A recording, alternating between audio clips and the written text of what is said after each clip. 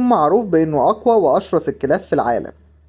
عنده عضلات ضخمة جدا كأنه بيلعب جيم، واحتمال تكون أضخم من عضلاتك أنت شخصيا حتى لو بتلعب.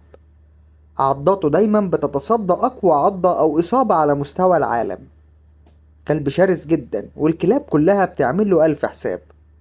ولكن النهاردة مش هنتكلم عن أي كلب بيتبول عادي. النهاردة هنتكلم عن عملاق سلالة البيتبول، واللي أكيد ممكن ما تكونش شفته في حياتك غير مرة، أو ممكن ما تكونش شفته من الأساس. الكلب هالك صفاته الجسدية بتفوق كل كلاب البيتبول.